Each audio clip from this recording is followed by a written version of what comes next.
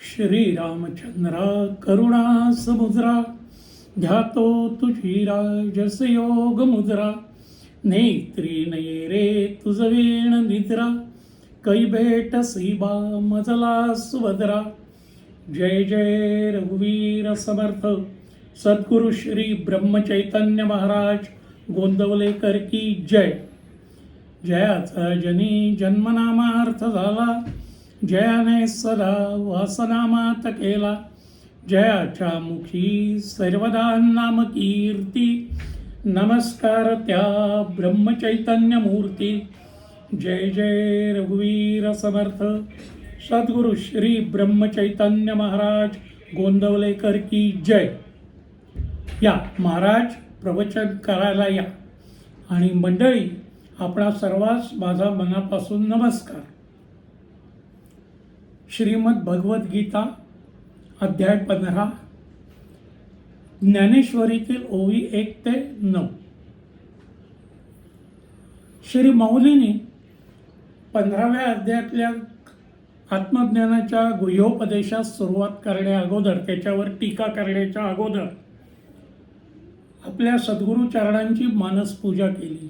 परत सांगतो, सद्गुरु चरण मानसपूजा, सद्गुरूंची मानसपूजा नाही, सद्गुरु चरण मानसपूजा.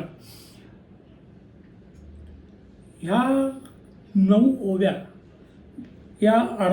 हा साक्षात तीर्थराज आहे. यातली प्रत्येक ओवी अर्थाला समुद्राप्रमाणे सखोल आहे. आणि श्री माऊलीची आपल्या सद्गुरूंविषयक असलेली हिमालयासारखी उत्तुंग अशी जी आदरभावना आहे, त्याची ही द्योतक आहे. माझं वर्णन करायचं झालं तर वाचुनी पढे ना वाची असा मी अज्ञ आणि अत्यंत विषयासक्त म्हणून अनधिकारी. विषयासक्त म्हटल्यावर एखाद वेळेस तुम्हाला जरा विचित्र वाटेल ऐकताना, पण विषय म्हणजे काय? माझी सद्गुरू माऊली सांगते, विषय म्हणजे फक्त स्त्री पुरुष संबंध नव्हे. विषय म्हणजे भगवंत सोडून जे ते सर्व विषय, एवढी विषयाची व्यापक व्याख्या आहे. तेव्हा आपला सगळ्यांचा मूळ कल हा विषयाकडेच असतो. तर मी अत्यंत विषयासक्त म्हणून अनधिकारी, त्यामुळे अष्टांग योग मला उपलब्ध नाही. ते अतीव करुणेने प्रेरित होऊन श्री माऊलींनी हा 8 पायऱ्यांचा सोपान बांधून कैवल्य प्राप्तीची माझ्यासारख्यांकरता सोय करून दिलेली आहे. 9वी ओवी ही अर्थातच फलश्रुती वर्णन करणारी. अंतरीची गुह्य गोष्ट आपल्याला सांगायची म्हणजे माझा स्वतःचा अनुभव मी आपल्याला कथन करीत आहे. इसवी सन 2002 मध्ये प्रापंचिक आघाताने मन अगदी विटून गेलं होतं.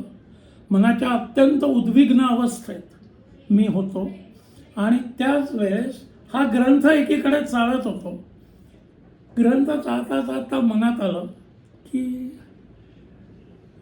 इतका दुर्मिळ मनुष्य जन्म, तो सुद्धा मराठी मातृभाषा असलेल्या सुसंस्कृत, संस्कारी आणि सात्विक आईबापांच्या पोटी.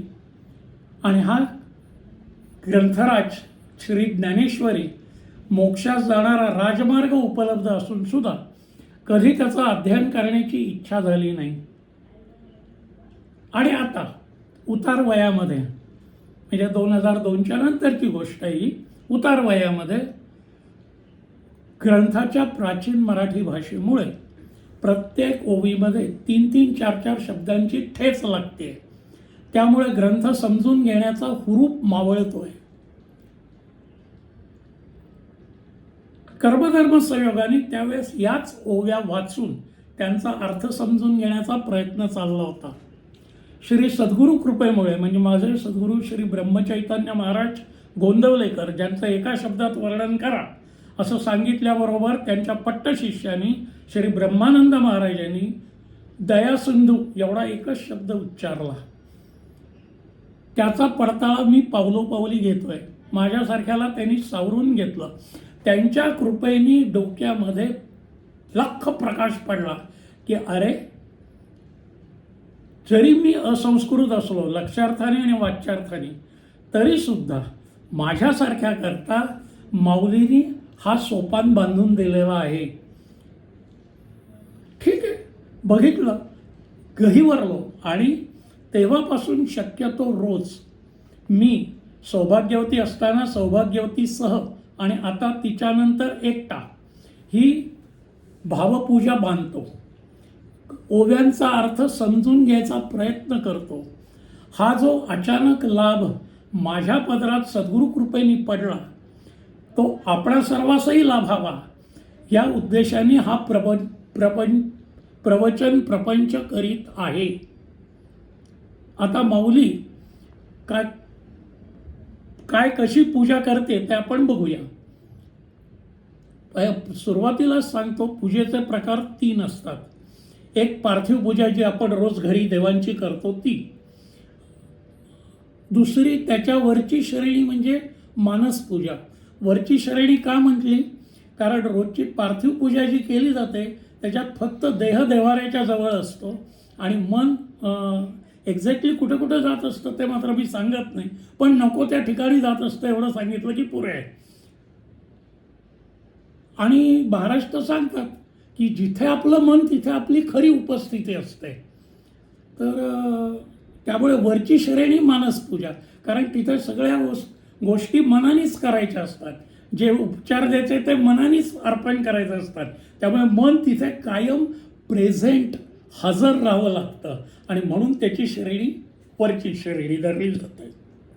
आणि तिसरा प्रकार हा त्याच्याही वरती परापूजा. हा आपल्याकरता नाही, हा साधू संत जे खरोखर पोचलेले आहेत, आत्मज्ञान ज्यांना झालेलं आहे त्यांच्याकरता तो आहे. असं का म्हणतो? थोडीशी झलक दाखवतो परापूजेची. आपण पूजेला सुरुवात करताना काय करतो? देवाचं आवाहन करतो, या महाराज या, आसनास्थ व्हा, वगैरे वगैरे. आवाहन करतो म्हणजे काय? दूर कुठे आहे त्यांना आदराने जवळ बोलवतो.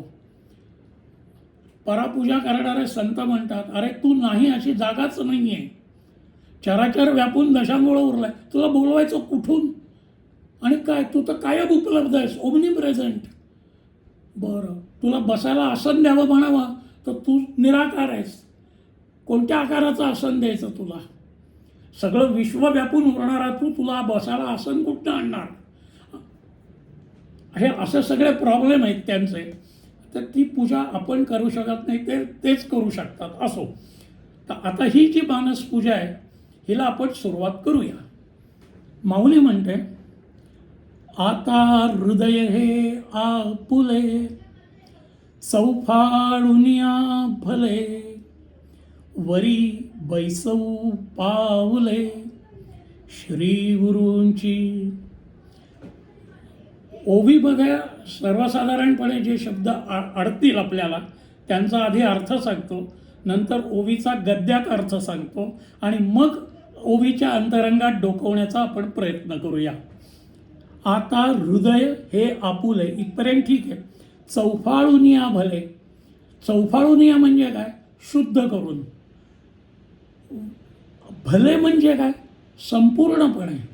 हृदयरूपी चौरंग संपूर्णपणे स्वच्छ केला आहे. आणि वरी बैसऊ पावले श्री गुरूंची. श्री गुरूंच्या पावलाची त्याच्यावर प्रतिष्ठापना करू. हा झाला गद्यात अर्थ. आता थोडा अंतरंगात डोकवू. आता हृदय हे आपुले. हृदय म्हणजे काय हो? हृदय म्हणजे छातीमध्ये डाव्या बाजूला असलेला जो रक्ताभिसरण करणारा पंप आहे तो नाही. हे आध्यात्मिक हृदय आहे. हे छातीच्या मध्यभागी असतं, हे दिसत नाही. किती देहांची चिरफाड केली तरी हे हृदय दिसणार नाही. आणि हे न दिसणारं हृदय माऊली म्हणते ते चौफाळूया, ते स्वच्छ करूया. जे हृदय दिसत नाही ते स्वच्छ करायची. त्याच्यावर माती काय जमली? त्याच्यावर जन्मोजन्मीचे षड्विकारांची पुटं जडली, ती स्वच्छ करायची. आणि मग त्यावर सद्गुरूंच्या चरणाची प्रतिष्ठापना करायची आहे. आता हे हृदय स्वच्छ करायची म्हणजे काय? हृदय मलिन आहे म्हणजे काय? एक छोटीशी गोष्ट सांगतो. तुकाराम महाराज देहूचे, त्यांच्या एकदा मनात आलं की आळंदीला जाऊन माऊलीचं दर्शन घ्यावं. निघाले, ताबडतोब निघाले. पायी जायचं होतं, देहूहून आळंदीला निघाले. हातात काय ती एकतारी होती, एकीकडे भजन म्हणत होते आणि पायी निघाले. शेताळीतनं रस्ता होता, शेताच्या दोन्ही बाजूला झाडं झुडपं, पिकाचं काही असेल, त्याच्यावर छोटी छोटी पाखरं बसली होती. यांच्या चाहुलीने आणि यांच्या अभंग म्हणण्याच्या आवाजाने ती पाखरं भुरकन उडाली. तुकाराम महाराजांनी विचार केला की अरेच्चा, ही पाखरं मला पाहून ऐकून उडाली, म्हणजे त्यांच्या मनात भीती निर्माण झाली माझ्यापासून. म्हणजे अभय हा गुण माझ्याजवळ नाही. मग ज्या माऊलीच्या दर्शनाला मी निघालो त्याला मी पात्र नाही. तिथंच बसले ध्यानधारणा करत. जेव्हा अंगाखांद्यावर पाखरं खेळायला लागली तेव्हा उठले आणि माऊलीच्या दर्शनाला गेले. हे त्यांचं ठीक आहे हो, आपलं काय? आपण आपलं हृदय कसं स्वच्छ करणार, त्याची काय साधन आहे? त्याची साधना दोन मार्गाने. एक म्हणजे सत्संग आणि दुसरा मार्ग गुरुदास्य. दुसरा मार्ग नाही, दुसरी बाजू गुरुदास्य. सत्संगाचं काय महात्म्य आहे? रामदास स्वामी, समर्थ रामदास स्वामी दासबोधात सांगतात, जे व्युत्पत्तीने न कळे, जे व्युत्पत्तीने न कळे ते ते सत्समागमे कळे, सकळ शास्त्रार्थ आकळे, स्वानुभवेसी. 7:1:39 हा त्याचा पत्ता. दासबोधात पत्ता सांगण्याचा पद्धत अशी आहे, पहिला आकडा असतो तो दशकाचा असतो. संपूर्ण दासबोध 10 दशकात विभागला आहे, म्हणजे 7 दशक. नंतर समासाचा आकडा आहे, तो प्रत्येक दशकात 20 समास आहेत. तेव्हा 1 क्रमांकाचा समास आणि 39 क्रमांकाची ओवी.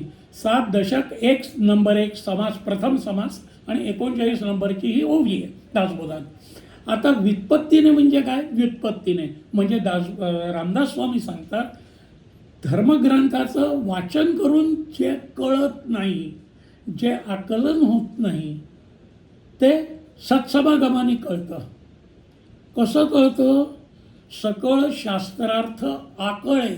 काय मंडळी, हे मी जे शब्द वापरलेत ना त्याला खूप खोल अर्थ आहे. दिसायला शब्द छोटा दिसतो, आकळे म्हणजेच कळे असं आपण समजतो, तसं नाही आहे. आ अधिक कळे. आ म्हणजे सर्व बाजूंनी, सर्व बाजूंनी शास्त्रार्थ कळतो. म्हणजे काय? स्वानुभवेसी. हा तुम्हाला सगळ्यांना माहितीच आहे, जोपर्यंत अध्यात्माचा अनुभव येत नाही तोपर्यंत तर फुकट आहे. नळी फुंकली सोनारा इकडून तिकडे गेले वारे, अशातला तो प्रकार असतो. तेव्हा त्याचा स्वानुभव तुम्हाला सत्समागमानेच मिळेल असं रामदास स्वामी सांगतात. आणि दुसरा भाग राहिला तो गुरुदास्य. गुरुदास्य म्हणजे काय? गुरुची आज्ञा पालन करणे. गुरुभक्ती म्हणजे गुरु आज्ञा पालन. माझ्या बाबतीत माझ्या गुरूंची एकच इच्छा, आज्ञा नाही की आपण नामस्मरण करा शक्यतो. आज्ञा नाही का म्हणतो सांगू का? एक छोटीशी गोष्ट सांगतो. महाराजांना एकदा एकाने विचारलं, महाराज तुम्ही आज्ञा का नाही करत आम्हाला, इतका जप करा वगैरे. त्याचं काय म्हणे, तुम्हाला खूप व्यवधानं असतात, तो तेवढा जप त्याप्रमाणे होईलच याची अजिबात शाश्वती नाही. म्हणजे गुरु आज्ञा भंगाचं पातक तुम्हाला लागेल की जे अतिशय घोर पातक आहे, म्हणून तुम्हाला आज्ञा करत नाही मी. म्हणून ते दयासिंधू आहे. अशा तऱ्हेने एवढा विचार सद्गुरू करतो आपल्या तुपल्यासारख्या लोकांकरता. असो, तर हे झालं काय, सद्गुरूंच्या चरणांची प्रतिष्ठापना झाली हृदयरूपी चौरंगावर. आता माऊली पहिला सदुपचार अर्पण करीत आहे. माऊली म्हणते, ऐक्यभावाची अंजुळी सर्वेंद्रिय कुडमुळी भरुनिया पुष्पांजुळी अर्घ्यू देवो. पहिला सदुपचार अर्घ्यम समर्पयामी. त्या पावलांवर अर्घ्य सोडलेलं आहे. कुठलं अर्घ्य सोडलं? मानसपूजा आहे. सगळं एकदम विशेष आहे, सगळं अत्यंत वरच्या दर्जाचं आहे. माऊली म्हणते, ऐक्यभावाची अंजुळी. अंजुळी म्हणजे ओंजळ. सर्वेंद्रिय म्हणजे सगळी इंद्रिय, 5 इंद्रिय, 5 ज्ञानेंद्रिय, 5 कर्मेंद्रिय, तुम्हाला तर माहिती आहे. आणि कुडमुळी, कुडमुळी म्हणजे कळ्या. ही शब्दाची ठेस निश्चित लागते आपल्याला. तर ती कुडमुळी म्हणजे कळ्या. तर ती जी सद्भावाची ओंजळ भरलेली आहे ती त्या कळ्यांनी भरलेली आहे. आणि पुढे काय म्हणतात, भरुनिया पुष्पांजुळी, ह्या फुलाने भरलेली ही ओंजळ अर्घ्य म्हणून एका सद्गुरू चरणांवर रीती केलेली आहे, अर्घ्य वाहिलेलं आहे. हे सर्वेंद्रिय वाहण्याबद्दल एक पौराणिक गोष्ट आठवली. एकदा काय झालं, श्री विष्णू श्री शंकराची पूजा करायला बसलाय आणि 1000 कमळं घेऊन आले शेजारच्या तळ्यातनं. किती? 1000, 1 सहस्र. आणि शंकरांना काय गंमत करावीशी वाटली, त्यांनी त्यातलं एक कमळ लपवलं. विष्णू काय श्लोक म्हणत होते किंवा काय म्हणत होते, एक कमळ वाहत होते. त्यांच्या लक्षात आलं 999 कमळ वाहिली गेली, एक राहिलं, एक कमी पडत आहे. त्यांच्यापुढे 2-3 मार्ग होते. एक उठायचं, जायचं, आणखीन एक कमळ घेऊन यायचं. आपण करतो तसं. नैवेद्याची वाटी भरून घ्यायची राहिली ओट्यावरच, ती घेऊन येते. तसं त्यांना चालत नव्हतं. मग काय करायचं, त्यांनी काय करावं, त्यांनी नेत्रकमळ काढलं, स्वतःचा डोळा काढला आणि तो व्हायला शंकरांना. शंकर प्रसन्न झाले आणि त्यांना दुष्टांच्या संहाराकरता म्हणून सुदर्शन चक्र अर्पण केलं. ह्याचा उल्लेख शिवमहिम्न स्तोत्रात येतो. 22वा श्लोक आहे, हरिस्ते सहस्रं कमल बलिमादाय पदयोर यदे कोने तस्मिन् निजमुदहरन् नेत्रकमलं गतो भक्त्युद्रेकः परिणतिमसौ चक्रवपुषा त्रयाणां द्रक्ष्यायै त्रिपुरहरजागरति जगताम.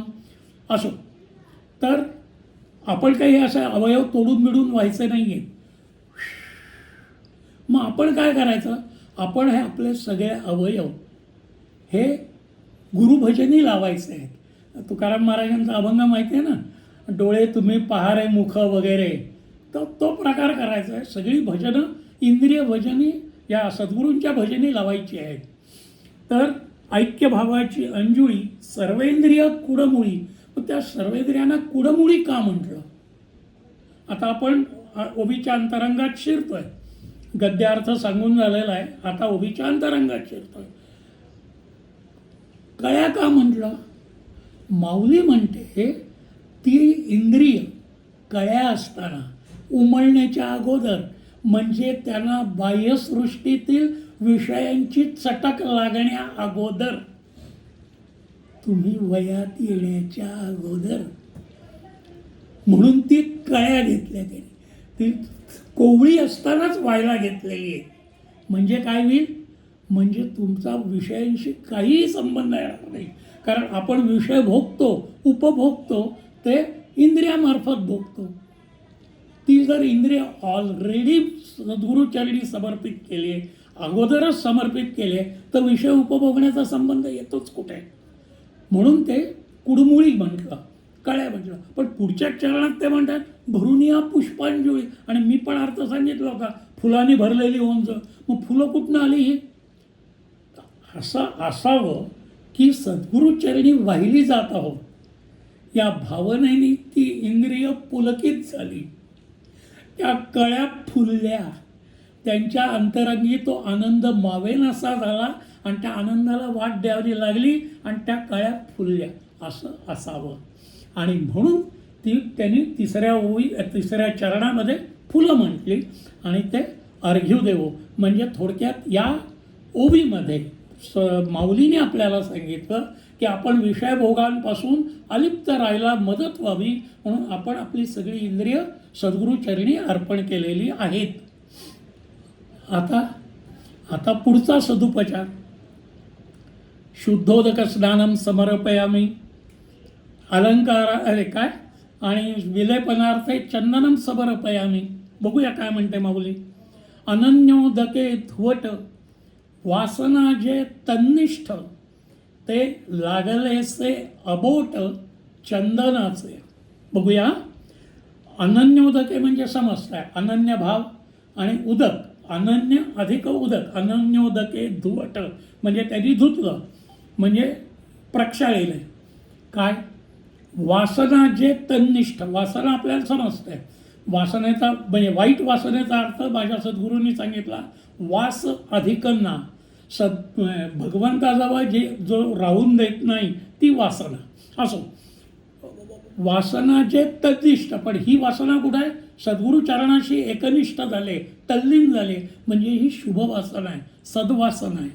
आणि ते लागलेसे अबोट, ही जी वासना आहे, एकनिष्ठ वासना सद्गुरू चरणाची, हेच कोणी गंध आहे, ते चंदन आहे. आणि ते अबोट म्हणजे करंगळीच्या जवळचं बोट, अनामिका म्हणतात त्याला, ते अबोट त्यांनी लावलेलं आहे. आता आपण हा अर्थ तुम्हाला कळला, पण आता आपण याच्या अंतरंगात शिरायचा प्रयत्न करू. अनन्योदके धुवट, ह्या अनन्य पाणी आलं कुठं? अनन्य भावाचं पाणी म्हणजे काय? तर अर्वाचीन संत न्यायमूर्ती रामकेशव रानडे सांगतात, अश्रूंचे प्रकार 3, त्यातले 2 आपल्याला माहिती आहेत, दुःखाश्रू आणि आनंदाश्रू. त्यांनी तिसरे अश्रू सांगितले पुण्याश्रू. म्हणजे काय? तर ही पूजा करताना जे अष्टसात्विक भाव निर्माण होतात, त्यातला एक सात्विक भाव म्हणजे अश्रू. डोळ्यातनं घळाघळा पाणी येतं आणि ते थोडं गरम असतं. उष्णोदक स्नानम समर्पयामी, तेव्हा त्या पाण्याने सद्गुरू चरणानं प्रक्षाळलेलं आहे. माझा आवाज एखाद वेळेस मध्ये जात असेल म्हणून मी रिपीट करतो तेवढं. प्रक्षाळलेलं आहे, सद्गुरू चरण प्रक्षाळलेलं आहे. आणि मग पुढे म्हणतात, ती जी आपल्या ज्या वाईट विषय वासना असतात त्या सगळ्या नाहीशा झालेल्या आहेत वरच्या उभीतच, कारण अवयव सगळे दान करून टाकले. त्या काय अर्घ्यू म्हणून द्यायचं, भरून या पुष्पांजली अर्घ्यू देऊ, तर ते दान करून टाकले. त्यामुळे विषयोपभोगाचा संबंधच नाही. मग आता काय, कोणती वासना आहे? आता वासना आहे ती सद्वासना आहे, आता वासना आहे ती शुभ वासना आहे. तिचं चंदन लावलं, कसं? अबोट म्हणजे त्या अनामिकेने लावलं.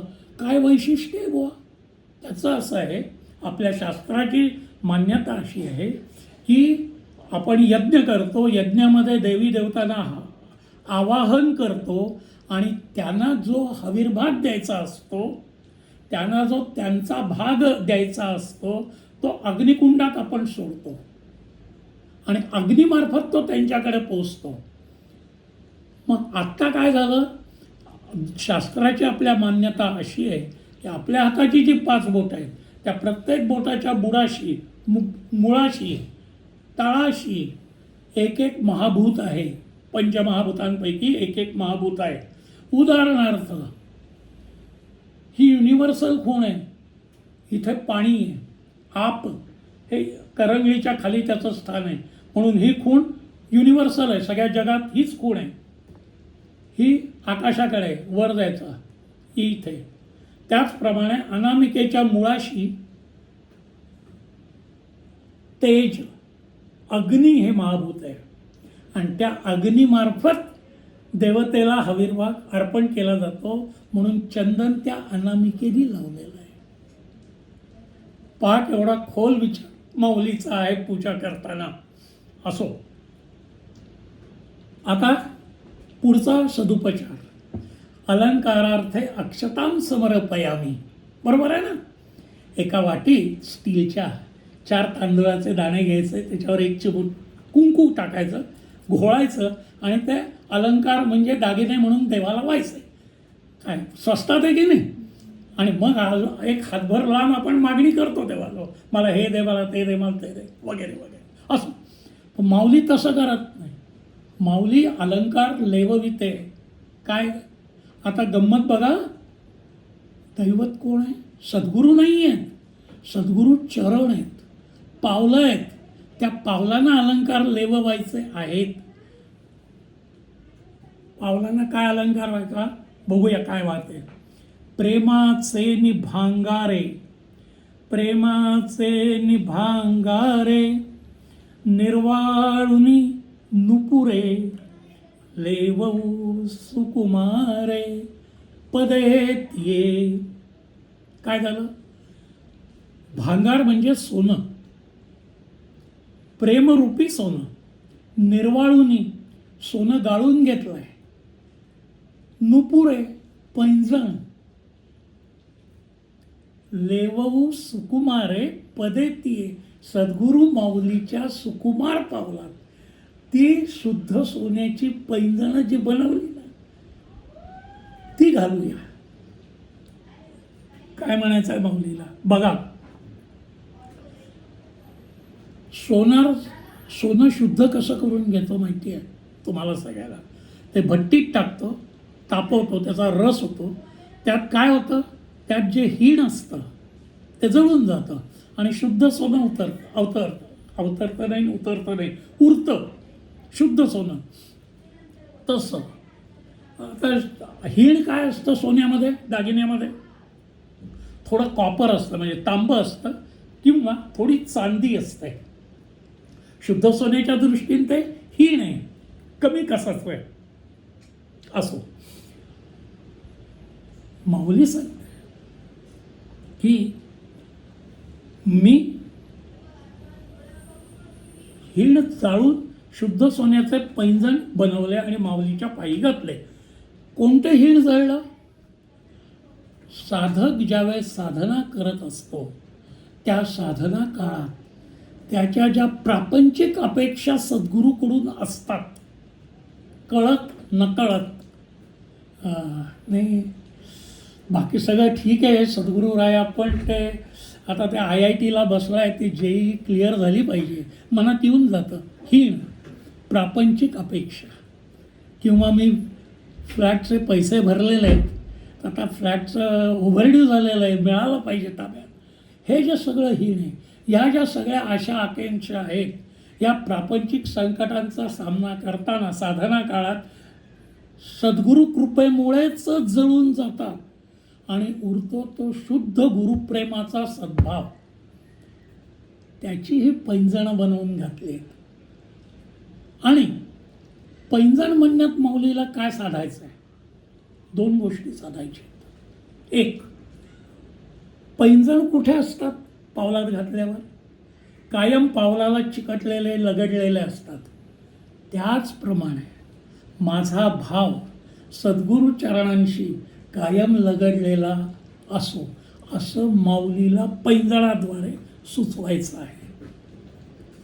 अगदी हीच भावना जगद्गुरू श्री शंकराचार्य त्यांच्या प्रसिद्ध अन्नपूर्णा स्तोत्रात व्यक्त करतात. ते म्हणतात, देवी माझं चित्त आणि माझी वृत्ती कायम तुझ्या पायाशी अर्पण झालेली असो. काय? दारिद्र्य दावान लदयमानम पाह्यन्नपूर्णे गिरिराज कन्ये कृपांबुधौ मज्जयमान त्वदीये त्वत्पाद पद्मार्पित चित्तवृत्तीम. पादपद्म म्हणजे तुम्हाला समजतं पादकमल, आणि चित्त आणि वृत्ती हे तिथे अर्पण झालेली असो. पैंजण म्हणण्यात दुसरी गोष्ट माऊलीला काय सुचवायची? पैंजण म्हणण्यात पैंजणाचा नाद कसा असतो? मंजूळ आणि मधुर असतो, हो की नाही? पूर्वीच्या काळी छोटी मुलगी असायची 4 वर्षाची 5 वर्षाची, तिला चांदीचे पैंजण आणून त्याला छुमछुम म्हणायचं, कारण त्याचा आवाज छमछम यायचा, कानाला गोड लागायचा, हो की नाही? तर माऊली म्हणते, माझे सद्गुरू प्रेमविषयक बोल सुद्धा तसेच मंजूळ आणि मधुर आणि श्रोत्यांच्या कानाला सुखकारक असोत. हीच भावना शंकराचार्य त्यांच्या शिवमानस पूजा स्तोत्रात सांगतात. स्तोत्राने सर्वागिरो. काय श्लोक आहे? आत्मा त्वं गिरिजा मती सहचरा प्राणा शरीरंग्रव पूजा ते विषयोपभोग रचना निद्रा समाधी स्थिती संचार पदयो प्रदक्षिणविधि स्तोत्राणि सर्वागिरो यद्यत् कर्म करोमि तत्तदखिलं शंभो तवाराधनम. बाकीचा अर्थ जाऊ दे. स्तोत्र आणि सर्वागिरो, माझे जे बोल आहेत, माझ्या मुखातून जे शब्द येतील ते सर्व केवळ तुझी स्तुती स्तोत्र असावीत. काय उच्च भावना आहे बघा. असो, आता एक अलंकार तर घातला, अजून एक अलंकार घालायचा आहे. सौभाग्यवती आणखीन एक अलंकार काय घालते नाही लक्षात येत? पावलांकडे बघा, स्वतःच्या जोडवी दिसतील बघा घातलेली, ती घालते माऊली. आता सद्गुरूंच्या चरणी. काय माऊली म्हणते? घणावली आवडी अव्यभिचारे चोखडी, तिये घालू जोडी अंगोळिया. घणावली शब्द आढळला. घणावली म्हणजे खूप वाढली आणि दृढ झाली, त्याला घणावली म्हटलं. आवडी म्हणजे समजतं. अव्यभिचारे म्हणजे अत्यंत एकनिष्ठ, त्याला अव्यभिचार. चोखडी चोख, तिये घालू जोडी दोन. बरोबर आहे ना, जोडवी दोन असतात ना, दोन अंगठ्याच्या बाजूची दोन बोटं, म्हणून जोडी. अंघोळी या त्या बोटात घालू म्हणजे काय? सद्गुरूविषयक प्रेम इतकं वाढलं ते शेवटी घनीभूत झालं, घट्ट झालं. त्याचीच मी जोडवी बनवीन आणि ती शुद्ध प्रेमाची सोन्याची जोडवी माऊली चरणी त्या दोन अंघोळेत लेववी. माऊलीला काय सुचवायचं आहे? वास्तविक पाहता आवड, त्यांनी काय म्हटलं? घणावली आवडी. आवड जी आहे ती वास्तविक पाहता रसमयी आणि प्रवाही आहे, लिक्विड फॉर्ममध्ये असते, होय की नाही? पण माऊलीचं जी आवड आहे सद्गुरूचरण विषयक, ती इतकी वाढली की शेवटी ती घनीभूत झाली, घट्ट झाली. घनीभूत नसेल तर मराठीत सांगतो सॉलिडिफाय झाली. तर असो, तर ती त्या जोडव्यांना त्याच्यातून जोडवी घडवली आणि ती माऊलीस लेवविली. आणखीन एक छोटीशी गोष्ट तुम्हाला सांगू का, दाखवू का? तुम्ही कैक वेळा सोनाराच्या पायरी चढला असाल, स्वतः करता किंवा कुटुंबातल्या इतर कोणाकरता.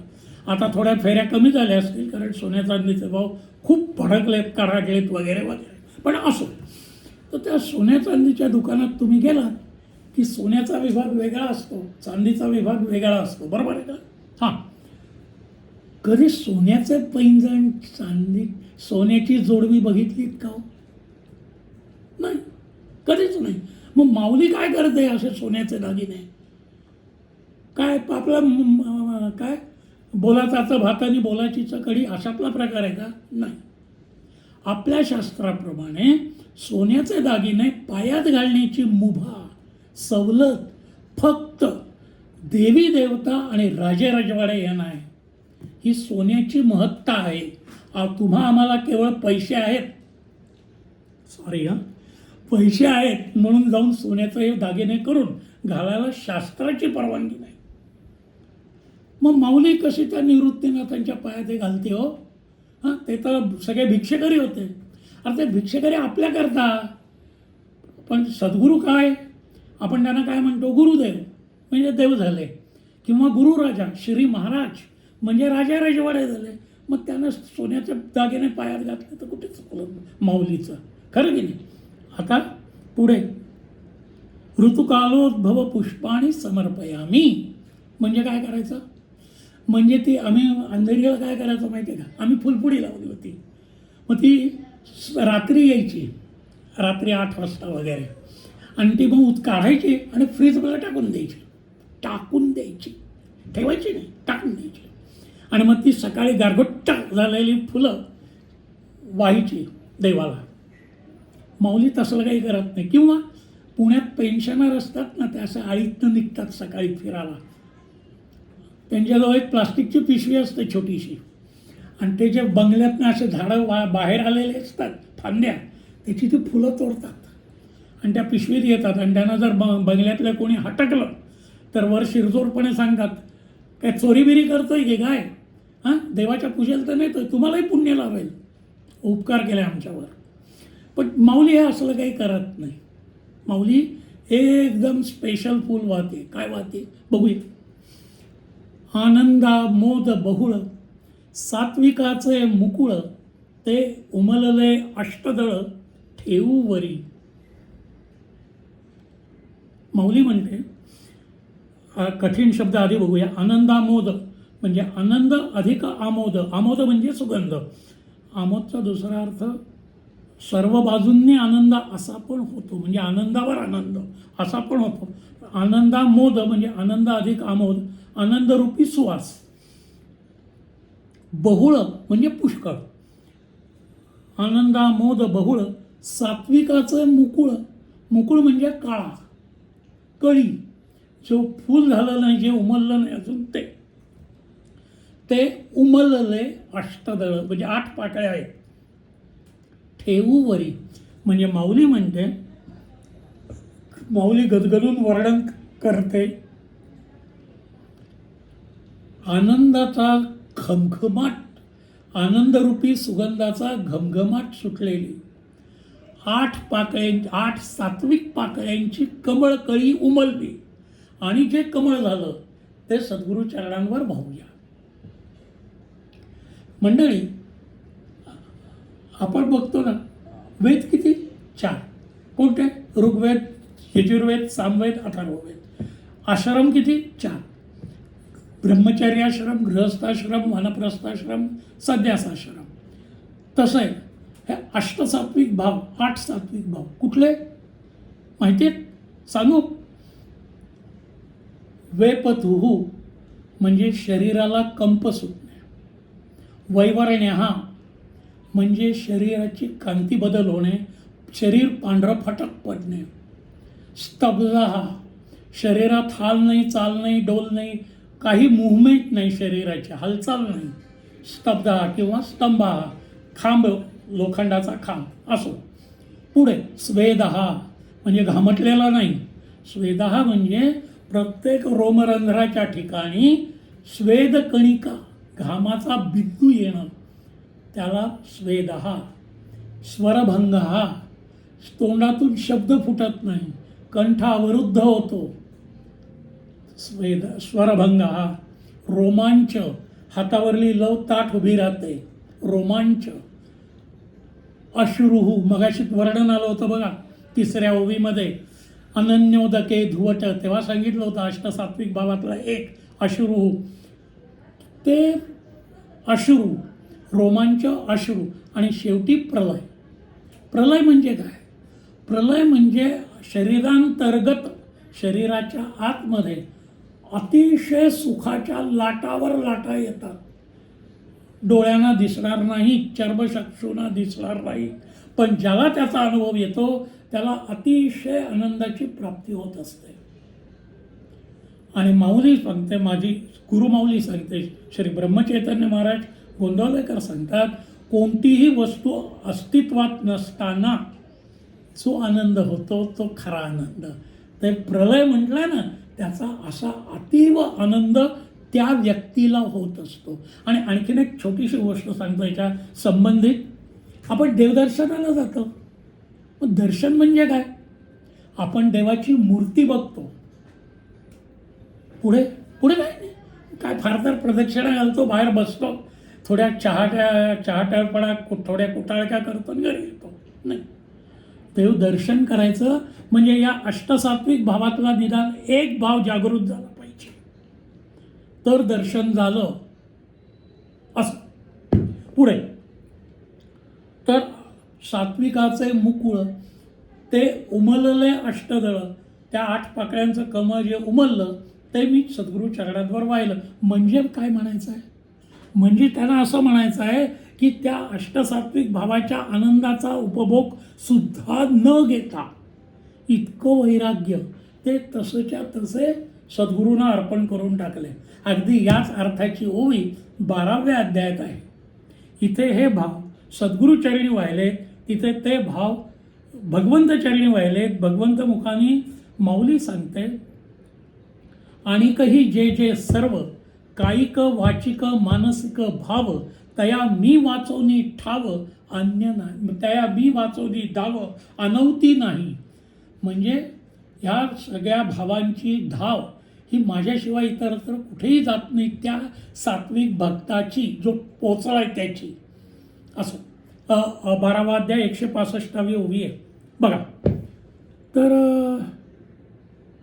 नाही 79वी ओवी आहे, 79. ठीक आहे. तर हे झालं. त्यांना सात्विकाचे बुक ते उमलले अष्टदळ ठेवूवरी. बरं मंडळी, आता पुढचा जो सदुपचार अर्पण करायचा आहे तो अतिशय महत्त्वाचा आहे. सावरून बसा, प्राण कानात आणून लक्ष देऊन ऐका. अरे बापरे, एवढ्या का तुताऱ्या वाजवल्या? बघूया काय हवी आहे, काय सदुपचार अर्पण करायचा आहे. धूपम समर्पयामी दीपम समर्पयामी, बरोबर आहे ना. तेथे अहम हा धूप जाळू, नाहन तेजे वोवाळू, सामरस्ये पोटाळू निरंतर. माऊली म्हणते तिथे अहंकार रूपी धूप जाळला, नाहम म्हणजे निरहंकार रूपी दिवा, तेज म्हणजे दिवा, दिवा म्हणजे निरांजन, निरांजन ओवाळतो आपण. निरहंकार रूपी निरांजनाने सद्गुरू चरणांना ओवाळलं. आणि मग सामरस्ये पोटाळू, त्याच्याशी समरसून, पोटाळू म्हणजे पोटाशी धरलं, निरंतर कोणतेही अंतर न ठेवता पोटाशी घट्ट धरलं. काय? सद्गुरू चरण. मग मी एवढी आधी तुताऱ्या का वाजवल्या? एवढं काय विशेष आहे? सांगतो. त्याचं काय आहे, मी आहे शंकासूर, मला अनंत शंका येत असतात. मला माहिती आहे संशयात्मा विनश्यती वगैरे लगेच हलका सांगेल, पण त्या असो. माझ्या डोक्यात शंका आली, तेथे अहम हा धूप जाळू. अहम म्हणजे अहंकार.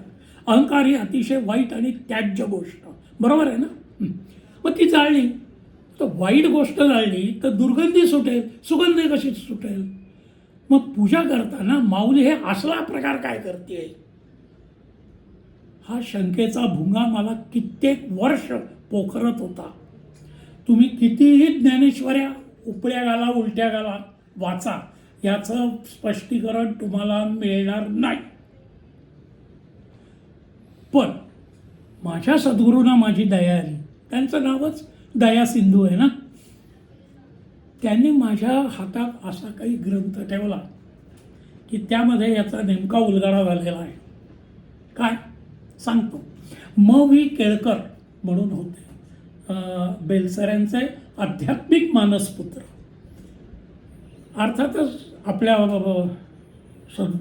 गोंदवलेकर महाराजांचे काय म्हणतात त्याला, अनुग्रहित शिष्य. त्यांनी ज्ञानेश्वरीतील मंगलाचरणे म्हणून पुस्तक लिहिलं आहे. मी त्याला ग्रंथ म्हणतो कारण अतिशय मौलिक माहिती त्याच्यात आहे. 200-250 पानाचं जेमतेम आहे पुस्तक. त्यात त्यांनी याचा उल्लेख केलेला आहे. ते म्हणतात, साधकाचा साधन काळातच तम आणि रज अहंकार जळून गेलेले असतात. तामस अहंकार आणि राजस अहंकार आणि सात्विक अहंकार असे अहंकाराचे 3 प्रकार. तुम्ही 18वा अध्याय डोळ्याखालनं घातलेला आहे. प्रत्येक गोष्टीचे 3-3 प्रकार त्यांनी तिथे सांगितलेले आहेत. त्या अहंकाराचे पण 3 प्रकार आहेत. तर ते तामस अहंकार आणि राजस अहंकार, जे बटबटीत अहंकार आपण रोज खर्ची बघतो, इतरांमध्ये आपल्यामध्ये आहेत ते आपल्याला दिसत नाही, तो भाग वेगळा. तर ते जे आहेत तामस आणि राजस अहंकार, ते साधन काळात जळून गेले. शिल्लक असतो तो फक्त हा सात्विक अहंकार शिल्लक असतो. तो आत्ता धूप म्हणून जाळला जात आहे, त्याचा सुगंध सुटलाय. अरे सात्विक अहंकार म्हणजे काय? रामकृष्ण परमहंस सांगतात, सात्विक अहंकार म्हणजे बाकी सगळे अहंकार गेले पण मी साधू झालो हा अहंकार जात नाही. माझी सद्गुरू माऊली श्री ब्रह्मचैतन्य महाराज गोंदवलेकर आणखीन सोपं करून सांगतात, ब्रह्मसाक्षात्कार झाला काय, अहम ब्रह्मास्मी. पण त्यात सुद्धा तो अहम आहे, तो पण जायला हवा. त्याला काय म्हणायचं आहे सांगू का? अहम ब्रह्मास्मी एक पायरी खाली आहे. मी ब्रह्म आहे हा साक्षात्कार होणं ही एक पायरी खाली आहे. त्याच्यावरती अजून एक पायरी आहे, ती पायरी चढावी लागते. ती पायरी काय आहे? सर्वम खल्विदम ब्रह्म. केवळ मीच ब्रह्म नाही आहे, जे काय आहे नाही, जे दिसतंय नाही दिसतंय, इतर सर्व सगळं ते पण ब्रह्मच आहे. तेव्हा तो सात्विक अहंकार गेला.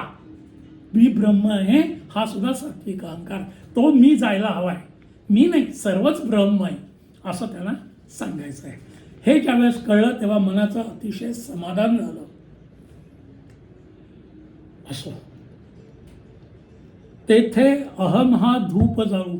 तेव्हा त्या धुपाचा जळण्याने सुगंध सुटला आहे म्हणजे आनंद होतोय, आनंदरूप सुगंध सुटलेला आहे. साधकाला आनंद होतोय, नव्हे नव्हे साधक स्वतः साक्षात आनंद होतोय. म्हणजे काय, साधकाचा सिद्ध झाला, आत्मस्वरूप झालं त्याचं, आणि त्यामुळे तो साक्षात संपूर्ण आनंदरूप झालेला आहे. तेथे अहम हा धूप जाळू, नाहन तेजे ओवाळू. नाहम म्हणजे निर्विभान रूपी निरंजनाने दिव्यानी ते ओवाळलंय सद्गुरुचरणानं. मला तेवढंसं काही पटलं नव्हतं, जमलं नव्हतं, मनाचं समाधान झालं नव्हतं. काय त्याला काय म्हणायचं आहे की तो तामस राजस सात्विक सगळे अहंकार जाळल्यानंतर साधकाचा सिद्ध होतो. सिद्ध म्हणजेच शुद्ध आत्मस्वरूप होतं, ते स्वयंप्रकाशित आहे. त्या आत्मस्वरूपानेच सद्गुरू चरणानं ओवाळलेलं आहे. पण ते मला नाही जमलं, ते मनाला समाधान होत नव्हतं. मग एक दिवस यूट्यूबवर गीत रामायण ऐकत होतो. त्याच्यात त्यांनी सांगितलं, त्या ओळी आल्या, पुत्र सांगती चरित पित्याचे, ज्योतीने तेजाची आरती. अरे म्हणजे आता कळलं, ते मनात समाधान आलं की काय आहे ते समजलं. अलकाला आणखीन स्पष्ट करून सांगायचं तर 16व्या अध्यायातला चित्सूर्य आठव, तुला खूप आवडतो ना, त्या चित्सूर्याला ओवाळलेलं आहे. हां, पुढे जाऊया.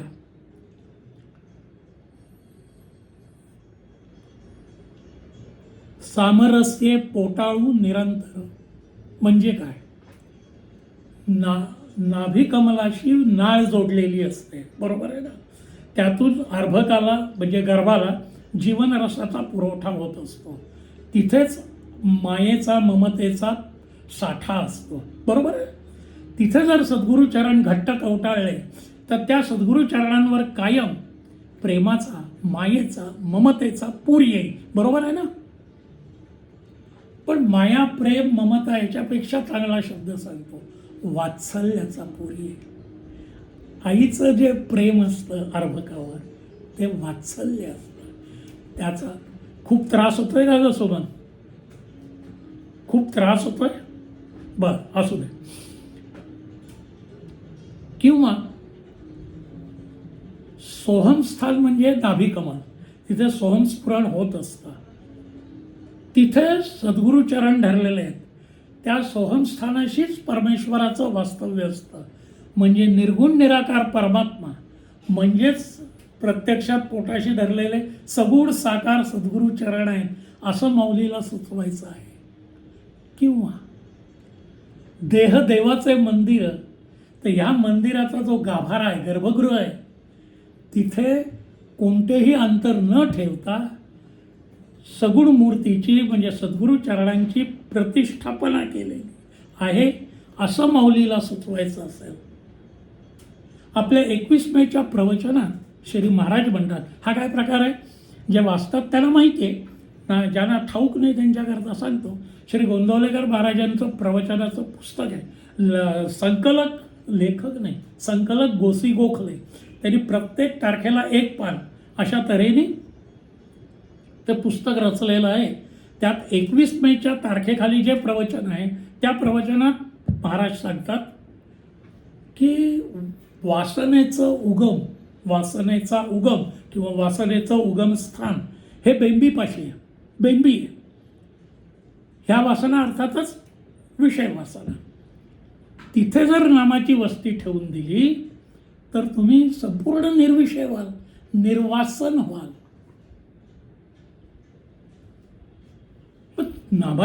नामाची वस्ती तिथे ठेवली काय किंवा सद्गुरुचरण तिथे ठेवले काय, तोच लाभ पदरी पडेल नाही का. तेव्हा सामरस्ये पोटाळू निरंतर ह्याच्यामध्ये इतक्या छटा आहेत, ज्याला जी पटेल आवडेल ती त्यांनी स्वीकारावी. आता हुश, बहुतेक सगळी पूजा आटोपत आलेली आहे, सगळे सदुपचार अर्पण झालेले आहेत. आता फक्त शेवटचा एक छोटासा उपचार राहिला आहे, आणि तो म्हणजे नैवेद्य अर्पण करण्याचा. नैवेद्य अर्पण करणे म्हणजे अतिशय उत्तम वस्तू देवाला अर्पण करणे. नाहीतर दांभिक भक्त काय करतात, हे श्री दासगडू महाराजांनी त्यांच्या श्री गजानन विजय ग्रंथात 12व्या अध्यायात 37व्या ओळीत वर्णन केलेलं आहे शर्कराखंड खाद्यानी ऐसे वदोनिया वदनी, कुचका दाणा आणोनी ठेवी पुढे भुईमुगाचा. म्हणजे तोंडाने म्हणतो खडीसाखर ठेवतो रे देवा नैवेद्य म्हणून, आणि तोंडाने भुईमुगाचा कुचका दाणा ठेवतो, असं दासगणू महाराज वर्णन करतात. पण इथं तर काही शक्य नाही, कारण आपला हा जो भक्त आहे हा भक्तोत्तम आहे, भक्तांचा कौस्तुभ मणी आहे, तेव्हा तो असला काही प्रकार करणार नाही. खरं नाही, ते उत्तम भक्त तर ते उत्तम नैवेद्य येणार. पण लक्षात आलं का मंडळी, दैवत आहे सद्गुरू चरण, सद्गुरू नाही आहे दैवत पूजेचं. आता ह्याला काय नैवेद्य अर्पण करणार, काजू कतली? मग माऊली अपूर्व, ही लौकिक अडचणी अलौकिक भक्ताला थोडीच येते. माऊली अपूर्व नैवेद्य अर्पण करते. माऊली काय म्हणते, माझी तनु आणि प्राण या दोन्ही पाववा लेऊ श्री गुरु चरण, करू भोग मोक्ष निंबलोण पाया तया. माझी तनु आणि प्राण या दोन पाववा म्हणजे खडावा या श्री गुरु चरणास लेवू आणि करू भोग आणि मोक्ष यांचं निंबलवण, म्हणजे यांचा उतारा त्याच्यावरनं वळून टाकू. म्हणजे भोग आणि मोक्ष हे इतके अत्यंत कफ पदार्थ माऊली सद्गुरू चरणांपुढे मानते, असा त्याचा अर्थ. ठीक आहे, बघूया आता माऊली काय म्हणते. आता थोडा अंतरंगात शिरू ओवीच्या. माझा पंचमहाभूतात्मक देह आणि वासनात्मक लिंगदेह या दोन खडावा श्री गुरु चरणास लेवू, याप्रमाणे मी संपूर्णपणे सद्गुरूंना देऊन टाकला आहे. मी नाही तूच आहेस, म्हणजे मी नाही भगवंता तूच आहेस किंवा मी नाही सद्गुरू माऊली तूच फक्त आहेस, हा नामस्मरणाचा अर्थ. त्यातला मी नाही म्हणजे किती नाही याची कल्पना या ओवीवरनं आपणास यावी. याप्रमाणे इथे मी सद्गुरू चरणामध्ये पूर्णपणे विरघळून टाकण्याची, सद्गुरूची एकरूप होण्याची म्हणजे आत्यंतिक शरणागतीची अवस्था माऊली वर्णन करीत आहे. आणि याप्रमाणे मी सद्गुरूंना पूर्णपणे देऊन टाकल्यावर, सद्गुरूंवर ओवाळून टाकल्यानंतर भोगांची उपभोगांची काय मातब्बरी राहणार. अरे भोग आणि उपभोग जाऊ दे, इहलोकीचं आणि परलोकीचं आहे, मोक्षाची सुद्धा ही सगळी परमार्थाची अटाअटी ज्याच्याकरता करायची तो मोक्षसुद्धा माऊली कफपदार्थ मानते आणि त्याचा उतारा ओवाळून टाकते. मंडळी, जाता जाता एक छोटीशी गोष्ट सांगतो. उतारा इतका कफपदार्थ मानला जातो की त्याच्याकडे परत दृष्टिक्षेपसुद्धा टाकायचा नसतो. मग हे भोग, आता भोग माऊलींनी शब्द वापरला तो चूक नाही, तोच बरोबर आहे. पण आपल्या मनाने आपण ठरवलेत अर्थ काही. काय भोग म्हणजे वाईट, जे दुःख भोगायला लागतं ते भोग. आणि उपभोग म्हणजे जे सुखाचे भोग येतात त्याला आपण उपभोग म्हणतो. भोग आणि उपभोग असं आपण बायफर्केशन करतो, ते चूक आहे. भोगात उपभोग आले. पण माऊली काय म्हणते, इहलोकीचे आणि परलोकीचे सगळे भोग बी उतारा म्हणून ओवाळून टाकले. किती लोक आहेत? इहलोक एक आपला आणि इतर लोक म्हणजे किती? इतर 13 लोक आहेत. एकूण 14 लोक आहेत. 7 खाली 7 वरती. 14 चौकड्यांचा राजा होता ना रावण. 14 चौकड्यांचा म्हणजे 14 भुवनांचा, 14 लोकांचा. लोक कोणते? खाली 7 कोणते? अतल वितल सुतल तलातल महातळ रसातळ आणि पाताळ, हे 7 खाली. आणि वरती भूलोक भुवरलोक स्वर्गलोक महालोक जनलोक तपोलोक आणि ब्रह्मदेवाचा सत्यलोक, असे 14 लोक.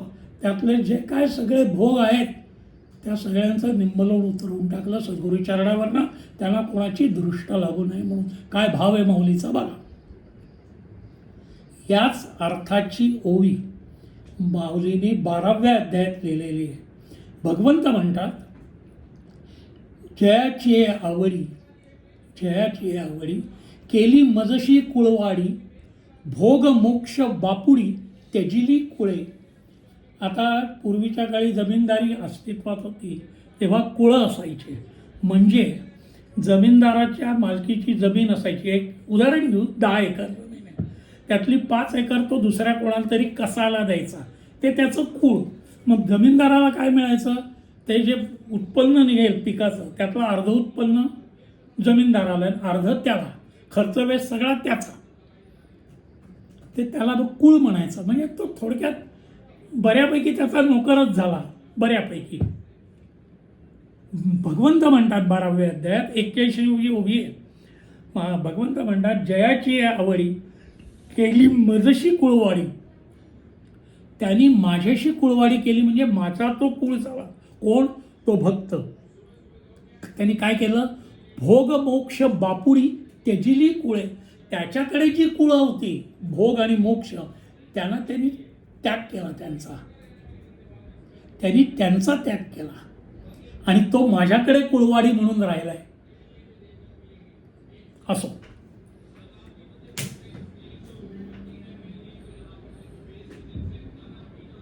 श्री शंकराचार्य सुद्धा असाच भाव व्यक्त करताना काशीपंचक स्तोत्रात म्हणतात की, अरे हे गेलं रे सगळं, नाही आहे, हां चालू आहे. तर काशीपंचक स्तोत्रात श्री शंकराचार्य म्हणतात, काशी क्षेत्रम शरीरम त्रिभुवनजननी व्यापिनी ज्ञानगंगा भक्ती श्रद्धा गयेयम निजगुरुचरणात ध्यानयोग प्रयागः. म्हणजे निजगुरु म्हणजे स्वतःचे गुरु, म्हणजे त्याचा सद्गुरू जो कोण असेल तो, त्याच्या चरणाचं ध्यान करणं म्हणजे तीर्थराज प्रयाग क्षेत्री स्नान करण्या इतकं पुण्यवान गोष्ट आहे, असं शंकराचार्य सुद्धा म्हणतात. असं मंडळी, पूजा संपन्न झालेली आहे, नैवेद्य दाखवून झाला आहे, आता प्रसाद घ्यायचा राहिलाय फक्त. मोक्षाचं सुद्धा उतारा ओवाळून टाकणारी माऊली, बघूया काय प्रसाद प्राप्त करू इच्छिते. या श्री गुरुचरण सेवा होपात्र तया दैवा, जे सकळार्थ मेळावा पाटू बांधे. सकळार्थ म्हणजे संपूर्ण विश्वात भरलेलं आध्यात्मिक ज्ञान, आणि पाटू बांधे म्हणजे अधिकार प्राप्त होणे. तेव्हा माऊली म्हणते, ज्या भाग्यवंताला ही अशी सद्गुरुचरणाची सेवा करण्याचं भाग्य लाभेल, दैव लाभेल, त्याला काय मिळेल प्रसाद म्हणून, तर संपूर्ण विश्वातलं आध्यात्मिक ज्ञान त्याचे ठाई प्रकट होईल आणि ते ज्ञान इतरांना देण्याचे अधिकार आणि कौशल्य त्याला मिळेल. माऊली म्हणते, सर्व विश्वातलं ज्ञान 1.25 श्लोकामध्ये महाभारतात व्यास महर्षीने आणून ठेवलं आणि ते सांभाळायला जड पडतं, म्हणून कर्तळी घेओये आवळा असं ते 700 श्लोकात भगवद्गीता नामाचं बांधून आपल्या हाती ठेवलं. ते सगळं संस्कृतात, म्हणून त्याच भगवंताला दया आली आणि त्यांनी श्री ज्ञानराज माऊलीचा अवतार घेऊन मराठीमध्ये श्री भावार्थ दीपिका म्हणून टीकात्मक ग्रंथ त्या भगवद्गीतेवर लिहिला, संस्कृताचं मराठीकरण केलं. 11व्या अध्यायात नमनात म्हणते माऊली, तीरे संस्कृताची गहने तोडोनिया उत्तम व्यवहारे. काय, संस्कृताची गहन तीरं तोडून माझ्या निवृत्तीनाथांनी मराठी घाट बांधले, ती ही ज्ञानेश्वरी. तर ते माऊलीने केलं. त्या गीतार्थाची पेंडी सोडताना 9032 ओव्यांचा हा ग्रंथ निर्मिला. माझी अवकात ती पण नाही एवढ्या मोठ्या ग्रंथाचं आकलन करण्याची, म्हणून माझे दया सिंधू सद्गुरू श्री ब्रह्मचैतन्य महाराज गोंदवलेकर यांनी माझ्यावर करुणेने ह्या 9 ओव्या त्या संपूर्ण ग्रंथाचं सार आहे असा संकेत मला केला, ही माझी श्रद्धा आहे. तेव्हा त्यांना प्रसन्न करण्यासाठी, नामस्मरण करण्यासाठी, त्यांचा केवळ आत्माच असं नामस्मरण करण्यासाठी, त्याच्या अगोदर त्यांना प्रसन्न करण्यासाठी हा नवरत्नाची हार गळ्यात धारण करावा. पूजा त्याची करावी, मानस पूजा, आणि त्यांना विशेष प्रसन्न करावं असं मला वाटतं. त्याप्रमाणे मी करतो. असो, प्रवचनाचा शेवट जवळ आलेला आहे. प्रवचनाचा समारोप माऊलीच्या शब्दात करणं योग्य. तेव्हा माऊलीचे शब्द असे, तरी पुरोहित गुणे, तरी पुरोहित गुणे पुरे, मी बोलिलो पुरे उणे, ते तुम्ही माऊलीपणे उपसाही जोजी. माऊली ही लहान मूल जे बोबडं बोलतं त्याचा शब्दांचा अर्थ तिला बरोबर कळतो. बाकीचे पण विचारतात, त्याचा मुलाचा बाप पण विचारतो, काय का त्याला काय म्हणायचं आहे, हो की नाही. तर त्या माऊलीच्या भूमिकेत तुम्ही राहून ही माझी बडबड, त्यातला खरा अर्थ काय आहे हा समजून घ्यायची माझ्यावर कृपा करा, ही माझी तुम्हाला विनंती. आणि आता श्री महाराज चरणी प्रार्थना. किंबहुना तुमचे केले धर्मकीर्तन हे सिद्धीस गेले, येथ मासेची उरले पायिकपणा, पायिकपणा, पायिकपणा. जय जय रघुवीर समर्थ सद्गुरुनाथ महाराज की जय. श्रीराम श्रीराम श्रीराम. अलका येतो. अतिशय सुंदर. धन्यवाद. संपूर्ण वाटतं. हो, धन्यवाद.